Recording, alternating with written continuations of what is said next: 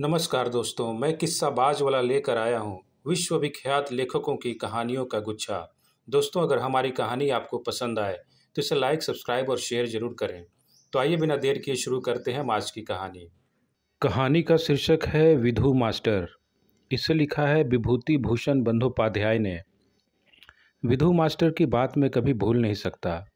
उनकी स्मृति को संभवतः जीवन भर वहन करना पड़ेगा। कुछ महीनों के लिए वे मेरे निकट आए थे, फिर चले गए। सिर्फ उनसे मेरा वह क्षणिक परिचय अमर होकर रह गया। मुझे अच्छी तरह याद है, उस दिन रविवार था। मैं सुबह व्याकरण कंठस्थ कर रहा था। इसी समय बाहर से किसी ने आवाज़ लगाई, हरान बाबू घर में हैं? हरान बाबू। मैंने खिड़की से सिर निकालकर पूछा, किसको बुला रहे हैं? यहाँ हरान बाबू नाम के कोई रहते हैं? हाँ रहते हैं, वे मेरे चाचा लगते हैं। उन्हें एक बार बुला तो दो भाई। क्या काम है? उनको क्या एक गृह शिक्षक की आवश्यकता है? अब मुझे याद आया कि चाचा ने हमारे लिए प्राइवेट ट्यूटर के लिए अखबार में विज्ञापन दिया था। मैंने पूछा, आप क्या उस विज्ञापन को देख कर ही आ रहे हैं? हाँ। अच्छा तो भीतर आइए, मैं चाचा जी को बुला देता हूँ। दुबला पतला वह व्यक्ति अत्यंत दुविधा से हमारे बैठक घर में दाखिल हुआ। मैंने कहा, आप बैठिए। मेरी बात को सुनकर वो मानो भयभीत होकर कोने की एक बेंच पर बैठ गए। इस अनाड़ी को देखकर शिक्षक के प्रति मेरी सारी श्रद्धा तिरोहित हो गई। मैंने फिर कहा, इस कुर्सी पर बैठिए ना। उन्होंने पहले तो कहा ठीक है, फिर उठकर एक कुर्सी पर जाकर बैठ गए। मैंने बिजली का पंखा चला दिया और धीरे धीरे ऊपर चाचा जी को बुलाने चला गया। चाचा जी नीचे आए, मैं भी उनके पीछे पीछे आया और आए झंटू, मिंटू, चंदू और रेवा। चाचा जी ज्यों ही बैठक घर में पहुँचे, उन्होंने कुर्सी से उठकर हाथ जोड़कर नमस्कार किया।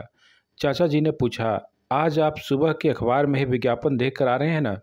उन्होंने कहा, हाँ। चाचा जी ने फिर कहा, इन 5 बच्चों को पढ़ाना होगा, रोज रात को 3 घंटे, वेतन 700 रुपये लिखी दिया है, गैर हाजिरी नहीं चलेगी। उन्होंने कहा, नहीं, गैर हाजिरी क्यों करूँगा? चाचा जी ने पूछा, यहाँ आप रहते कहाँ हैं? श्रीनाथ दास लेन में। आपका शुभ नाम? विधु भूषण चट्टोपाध्याय। कितना पढ़े लिखे हैं? मैट्रिक पास हूँ। यह सुनकर चाचा जी सोच में पड़ गए। थोड़ी देर बाद पूछा, आप 7वीं श्रेणी के लड़के को पढ़ा सकते हैं? उस बार 7वीं श्रेणी में केवल मैं पढ़ता था। उम्र में भी मैं ही सबसे बड़ा था। गर्व से मेरी छाती फूल गई। विधु मास्टर ने कहा, जी हाँ, 7वीं श्रेणी के छात्र को मैं पढ़ा सकता हूँ। चाचा जी ने कहा, तो ठीक है, सोमवार से लग जाइए, संध्या के ठीक 6 बजे से आइएगा। फिर हम लोगों से कहा, ये तुम लोगों के नए मास्टर जी हैं, इनके पास मन लगाकर पढ़ना, समझे? सोमवार को विधु मास्टर ठीक 6 बजे आ गए। पहले दिन उन्होंने हम लोगों का नाम पूछा और किताबें देखीं। मेरी अंग्रेजी की किताब को उन्होंने बहुत देर तक देखा, फिर बोले, तुम लोगों को बहुत कड़ी अंग्रेजी पढ़ाई जाती है। उनकी बात सुनकर मुझे अपार आनंद हुआ। मैंने कहा, हमें अंग्रेजी ही नहीं, फिजिक्स, केमिस्ट्री पढ़ाई जाती है। उन्होंने आश्चर्यचकित होकर पूछा, सच? मैंने अपनी साइंस की किताब उन्हें दिखाते हुए कहा, आजकल हम प्रॉपर्टीज ऑफ एयर तथा बैरोमीटर के बारे में पढ़ रहे हैं। मुझे लगा मेरी ये बातें सुनकर वे चौंक उठे थे।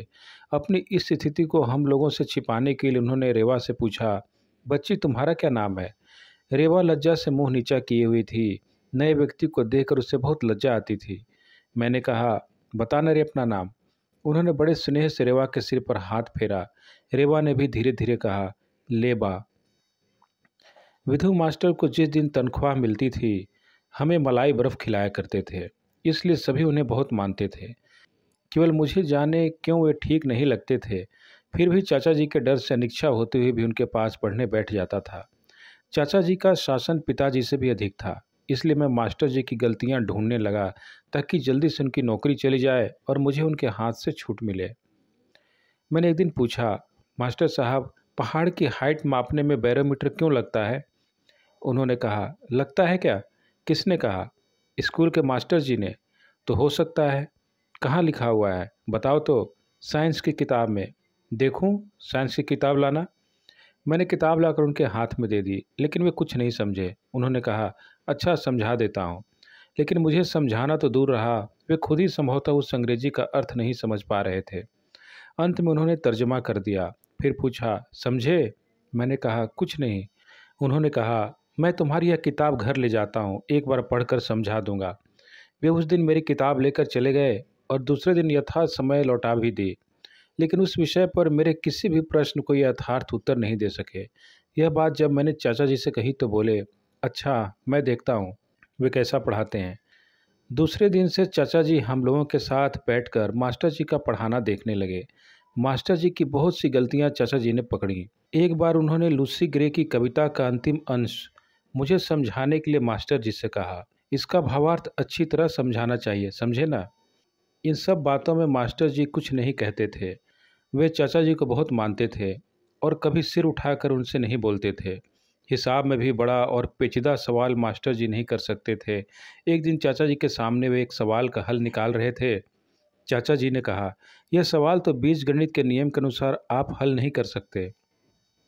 जो भी हो, उस दिन किसी तरह वे हिसाब समझा नहीं सके। उनके जाने के बाद चाचा जी ने हम लोगों से कहा, तुम्हारा मास्टर ठीक नहीं है। इसी समय विश्वकर्मा की पूजा आई। हम लोगों ने कहा, मास्टर जी, हमें पतंग और लट्टू खरीद दीजिए। मास्टर साहब को हाल ही में वेतन मिला था, इसलिए राजी हो गए। लेकिन उनकी एक शर्त थी कि वे जो भी खरीद कर देते थे उसके बारे में कभी भी किसी से कहना मना था। अर्थात वे सबसे छिपा कर हमें चीज़ें खरीद कर देते थे। विश्वकर्मा पूजा के 4 दिन बाद एक दिन अचानक श्रीनाथ दास लेन में मास्टर साहब से भेंट हो गई। मैंने नमस्कार किया। उन्होंने कहा, अरे पिंटू, कहाँ जा रहे हो? मैंने कहा, आप कहाँ रहते हैं मास्टर जी? उन्होंने कहा, यहीं इसी गली में, चलिए ना, आपका घर देखूंगा। मुझे न जाने क्या हो गया था, मैं मास्टर साहब का घर देखने के लिए अत्यंत उतावला होने लगा। मेरे आग्रह को देखकर वे मुझे दुविधा के साथ अपने अपूर्व घर में ले गए। टीन की छत वाले एक बहुत पुराने मकान के दुतल्ले में मास्टर साहब रहते थे। उस मकान की सीढ़ी इतनी तंग और कमज़ोर थी कि मुझे वहाँ डर लगने लगा। मास्टर साहब ने अपने कमरे का ताला खोला और मुझे भीतर ले गए। उनका वह कमरा बहुत ही गंदा और टूटा फूटा था। दीवार पर कुछ कैलेंडर झूल रहे थे। एक स्थान पर स्वामी विवेकानंद की फ़ोटो लगी हुई थी। फर्श पर एक खटिया पड़ी थी, उस पर एक मैला सा तकिया पड़ा था। मास्टर साहब, मैं आता हूँ कहकर जाने कहाँ चले गए। मैं घूमकर उनका कमरा देखने लगा।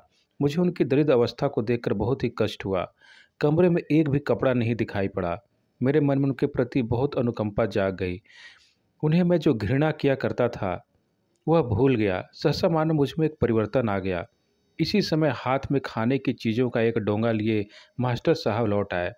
मैंने व्यथित स्वर में कहा, यह सब क्यों लाए हैं मास्टर साहब? वे मेरी बात सुनकर मानो आश्चर्य में हो गए। बोले, नहीं, यह सामान थोड़ा सा है। मैं समझ गया कि उनकी कड़ी मेहनत का परिश्रम इस तरह ग्रहण करना उनके देह का रक्त ग्रहण करना होगा। इसलिए मैंने तीव्र प्रतिवाद के स्वर में कहा, नहीं, ऐसा कभी नहीं हो सकता। मेरी दृढ़ प्रतिज्ञा देखकर उनका मुंह लटक गया। बोले, क्यों पिंटू, क्या बात है? और कुछ कहने की हिम्मत नहीं हुई। उस दिन घर लौटते वक्त मैंने प्रण कर लिया कि अपने लिए मास्टर साहब को पैसे खर्च नहीं करने दूंगा, चाहे जो हो। इसी नौकरी पर भरोसा करके वे कलकत्ते में रह रहे हैं। लेकिन मैं अपनी प्रतिज्ञा को निभा सकूं, इसके पहले ही एक बहुत बुरी बात हो गई। चाचा जी एक दिन मेरी ट्रांसलेशन की कॉपी लेकर देखने लगे। मास्टर साहब सामने ही बैठे हुए थे। सहसा चाचा जी ने कहा, यह क्या मास्टर साहब, आप तो बिल्कुल अंग्रेजी नहीं जानते हैं। I live in a boarding, इस सेंटेंस में इन को गलत बताकर आपने उसे काट कर एट लिखा है। यह कौन सी ग्रामर के नियमानुसार आपने किया है? लज्जा से मास्टर साहब ने सिर नीचा कर लिया और मैं भावी आशंका से कांप रहा था। चाचा जी ने एकाएक मुझसे कहा, पिंटू, अपनी हाफ ईयरली प्रोग्रेस रिपोर्ट लाना तो। मैंने डरते डरते प्रोग्रेस रिपोर्ट लाकर दे दी। चाचा जी ने कहा, देखिए कितना ख़राब रिजल्ट आया है, अंग्रेजी में ही फेल है, दूसरे विषयों में भी किसी तरह पास हुआ है। अब मैं आपको कैसे रखूं? हम लोग दूसरा मास्टर देख लेंगे, आप अपना बाकी वेतन 2 तारीख को आकर ले जाइएगा। चाचा जी के अभियोग का मास्टर साहब ने प्रतिवाद तक नहीं किया। वे धीरे धीरे चले गए।